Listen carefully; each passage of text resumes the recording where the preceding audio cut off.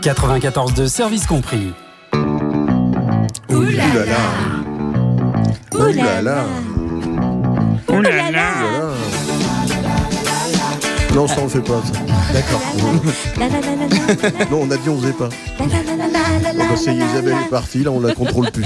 Alors, les histoires insolites dans ce monde, que s'est-il passé, Philippe ? Alors, une habitante du Tennessee aux États-Unis poursuit de manière proactive, alors ça n'a rien à voir avec les shampoings et des trucs comme ça, la NASA pour garder ce qu'elle dit être une fiole de poussière lunaire offerte par l'astronaute Neil Armstrong. Laura Sicko affirme que l'homme qui a marché sur la Lune était un ami de sa famille et que sa mère lui a donné un tube contenant des particules lunaires alors qu'elle avait 10 ans. Le présent inestimable était accompagné d'une note disant « Alors Anne Murray, bonne chance, Neil Armstrong, Apollo 11 ». L'américaine déclare qu'elle n'a plus vu la fiole jusqu'à il y a 5 ans lorsqu'elle a passé en revue les biens de ses parents. Déjà, c'est pas bien de fouiller les affaires de ses parents.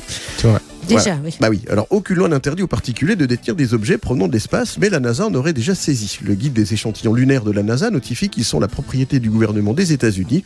Et en raison de cette règle, même les scientifiques qui étudient les dangers de la poussière de Lune ont été contraints d'utiliser un substitut de la poudre lunaire pour une étude publiée le mois dernier.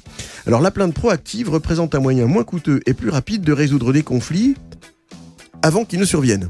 D'accord, oui. Voilà, ça, si c'est pas de l'insolite, je ne m'y connais pas. Hein. Grave. Voilà. Alors, dans d'autres genres les États-Unis, ils ont quand même des trucs assez intéressants. Un étudiant américain en marketing a expliqué mercredi 6 juin sur Reddit d'avoir fait un exposé de 11 minutes sur le Wakanda, pays fictif du film Black Panther. Selon lui, sa professeure a attentivement écouté son analyse des luttes de pouvoir qui secouent la nation sans comprendre qu'il s'agissait d'une invention de l'univers Marvel. Une vidéo de l'exposé mise en ligne sur YouTube avait été vue près de 288 000 fois ce mardi. L'auteur de l'exposé se lance dans un développement sur les leaders tribaux, l'économie, la population, les langues officielles, la religion ou encore les ressources du Wakanda.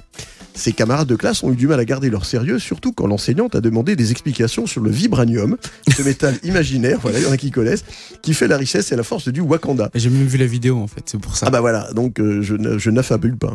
Mais l'intervention d'un autre élève a mis la puce à l'oreille de la professeure. Elle a eu alors un doute, mais j'ai poursuivi mon exposé, raconte l'étudiant sur Reddit.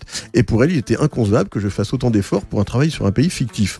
L'enseignante aurait finalement pris conscience de la supercherie le soir en faisant ses propres recherches sur Internet. Voilà.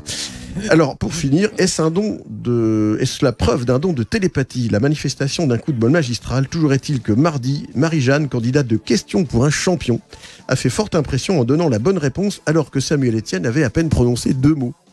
En poésie, avait commencé l'animateur avant que le son d'un buzzer retentisse. « Oh, je me suis trompé » a soufflé Marie-Jeanne, désolée d'avoir appuyé par erreur sur son pupitre. « Essayez, tentez quelque chose » a encouragé Samuel Etienne. « Hémistiche » s'est-elle alors hasardée. Stupéfaction sur le plateau du jeu de France 3 puisqu'il s'agissait effectivement de la bonne réponse. J'aime la poésie, s'est amusée la candidate venue de Comment Bergerac, c'est qui, possible je le rappelle, est en Dordogne. Ah bah, d'où ça vient, comment ça se fait? Prochaine rubrique, comment ça se fait? Comment ça se fait ? Voilà, alors donc elle s'est amusée, la candidate venue de Bergerac en Dordogne, je vous le rappelle, qui a donc dit j'aime la poésie, et elle a pu expliquer qu'un hémistiche est la moitié d'un vers à césure. Si elle a engrangé 2 précieux points, elle a eu moins de chance en finale puisqu'elle a dû s'incliner face à son adversaire Vincent. Mais elle aura eu la consolation de repartir en ayant marqué les esprits et on peut le comprendre. Oh. Et c'est tout pour aujourd'hui. Ouais, j'ai vu l'extrait, c'est vraiment, vraiment impressionnant. Ah ouais. Et encore, on ne parlait pas du Wakanda et du vibranium. Wakanda pour En toujours. poésie, le vibranium. Ah non, vous avez une mauvaise idée. Merci Voilà. beaucoup, Philippe, Bon, pour je vous en prie, les infos à ce et sans rancune.